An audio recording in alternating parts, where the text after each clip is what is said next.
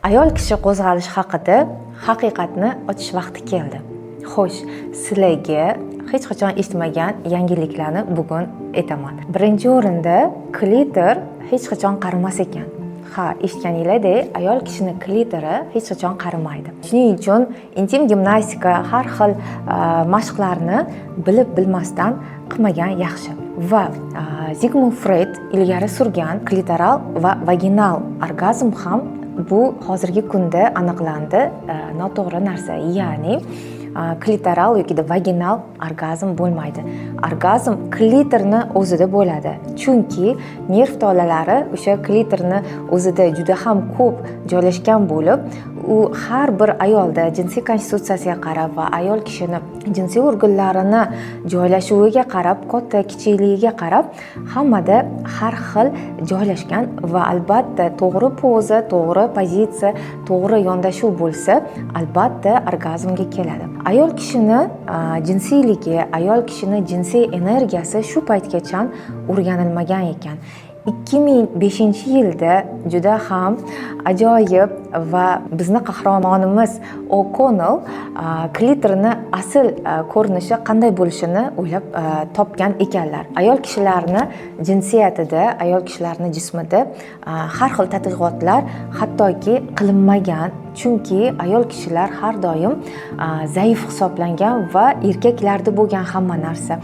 Endi ayollarni qo'liga yana qayta o'zini jinsiyatini, o'zini erkinligini, o'zini lazzatga erisha olishi mumkinligini bilganidan keyin bu narsalarni qaytarib olish vaqti kelibdi. Yana bir sizlarni hayajonga soladigan yangilik, ya'ni jinsiy aloqadan oldingi bo'ladigan preludiya, ya'ni o'sha erkalash, bu ham romantika emas ekan. Bu fiziologiya, ya'ni ayol kishi jinsiy organlari tayyor bo'lish uchun jinsiy hayotga 20 minut kamida erkalash kerak va tayyorlash kerak. Chunki bu ayol kishini xavfsizligi uchun juda ham muhim. Agarda ayol kishini 20 minut o'sha erkalasa, tayyorlasa, ayol kishida qini cho'ziladi, bachadon ko'tariladi va bachadonni bir qismi ko'rinishida o'zgaradi va ayol kishi jinsiy hayotga tayyor bo'ladi va og'riqsiz, har xil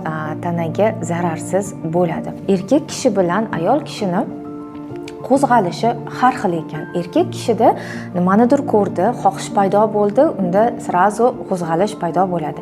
Ayol kishida esa sal boshqacharoq. Ayol kishida birinchi yaqinlik, unga ishonchga kirish kerak va ayol kishi xavfsizlik hissini sezganidan keyin qo'zg'alish bo'lar. Qadimgi Yunonistonda bachadonni isteriya deb atalgan. Isteriya bu bilasizlar hissiy, o'zini boshqarib tura olmaslik va bachadon butun tana bo'yicha yuradi, ya'ni qo'zg'aladi deb bilishgan. Ayol kishini hamma emotsional holati, asabi buzilishi, tarangligi hammasi shu matkadan deb bilishgan va ayol kishilarning kasalligi shu matkasida bo'ladi deb hisoblashgan. Va Rimda esa boshqacharoq bo'lgan. Ular ayol kishini matkasini, ya'ni uyg'onish, boshlanish deb nomlashgan va ayol kishilar qadimda jinsiy energiyasi juda ham qadrlangan. Chunki misol uchun hosildorlik bo'lishi uchun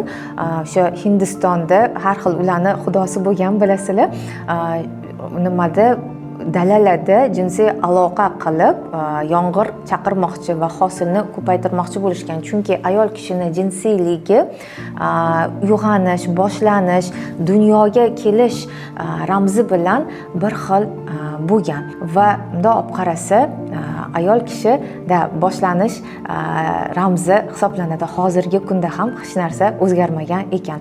Erkak kishida, ayol kishida ham bir xil jinsiy konstitutsiya mavjud. Ilgarilari jinsiy aloqa faqat erkak kishiga kerak, erkak kishini rozi qilish kerak, erkak kishini xursand qilish kerak, ering nima desa shuni qilgin deyilgan. Ayol kishini xohishi, istagi, ayol kishi uchun ham bu narsa bir xilda kerakligi hech qachon inobatga olinmagan.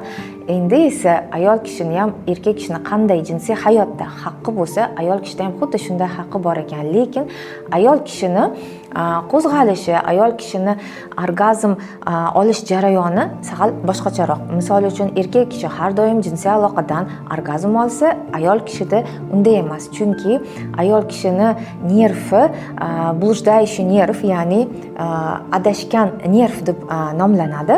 Bu nerv adashgan bo'lgancha orgazm lokalni, ya'ni bir joyda bo'lmaydi. Butun badan bilan his qiladi va erkaklar o'ylashgan hech qachon ayol kishi orgazm olmaydi, bu narsani bilmaydi. Agarda ayol kishi lazzat olishni bilsa, uni vaqti juda ham erkak kishinikiga qaraganda 2-3 barobar ko'proq bo'lar ekan va yana ayol kishi multi lazzat olish qobiliyatiga ega ekan. Shuning uchun ayollar, azizlarim, agarda siz o'zingizni taningizni yaxshilab o'rgansangiz, tushunsangiz, sizni qo'lingizda rok izobiliya, ya'ni juda ham katta boylik, lazzat boyligi sizni qo'lingizda bor ekan. Endi ayol kishida erkak kishini jinsiy organi tashqarida ko'proq bo'lgani uchun ayol kishida klitor ichkarida joylashgan bo'lgani uchun uxlagan holda va buni uyg'otuvchi hozirgi kunda gadjetlar chiqqan, ya'ni bu vibra gel, ya'ni vibra gelidan foydalanib, mana hozir bizada yaqinda O'zbekistonda 1-martda Soft brendi o'zini vibra gelini chiqardi. Shu vibra gelni ishlatib, o'zingizni klitoringizni to'g'ri stimulyatsiya qilishni va uni uxlab yotgan malika holatidan uyg'oq, go'zal, chiroyli malika holatiga keltirish mumkin bo'ladi. Yana bir fakt, tos va jag' bir-biri bilan juda ham bog'liq ekan. Ya'ni ularda bir xil embrional kod bor ekan. Ya'ni farqini bilasizlar, qizlarjonlar, qaranglar. Tosda agarda ayol kishi gapirmasa, o'zini emotsiyalarini yo'q deyishni bilmasa, emotsiyalarini chiqaza olmasa, bizda nima bo'ladi? Jag'imizni, bu qismimizni qattiqlashadi, ya'ni tonusga tushib qolish holati bor yoki tomog'imiz og'rishi mumkin. Birdaniga kimgadir baqira olmadingiz, gapira olmadingiz, urisha olmadingiz, sirazi bu bizga og'riq beradi. Xuddi shunaqa, agarda biz emotsiyalarimizni chiqazmasak, agarda gapirishni o'rganmasak, agarda og'riqlarni, har xil muammolarni ichimizda saqlab yursak, xuddi shunaqa bizning tosimiz, ya'ni matkamizda ham shunaqa tonus bo'lishi mumkin ekan, shunaqa og'riqlar bo'lishi mumkin ekan yoki bo'lmasa har xil jinsiy disfunksiyalar, ya'ni jinsiy muammolarga, kasalliklarga, o'sha matkadagi, bachadondagi har xil kasalliklarga olib kelishi mumkin ekan. Bu sinxronna ishlaydigan bizni organlarimiz ekan. Fohisha va Madonna kompleksini ham Sigmund Freud olib chiqqan. Sigmund Freud talqin qilgan. Shu paytgacha shu matka bilan bog'liq muammolar hammasi ayol kishida isteriya, o'sha o'zini tuta ola olmaslik, yig'lash, baqirish yoki har xil holatlarga olib keladi degan fikrlashlar bo'lgan ekan.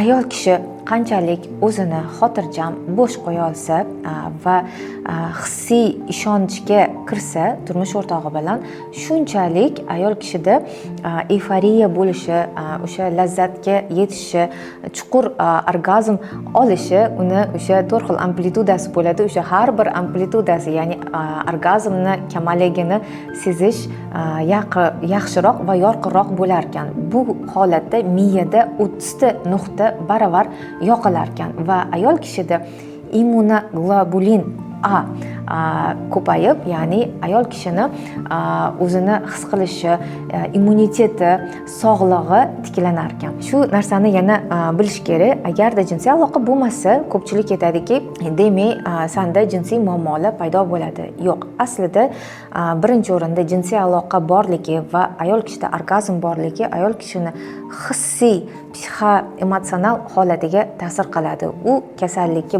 yo'qligi kasallikka olib kelmas ekan. Shuning uchun qizlarjonlar, o'zingizlarni erkin qo'yishga, tananglarni chuqurroq tushunishga, o'rganishga, qayerda nima organ borligi va uni funksiyalari qanaqaligini o'rganishda to'xtamanglar.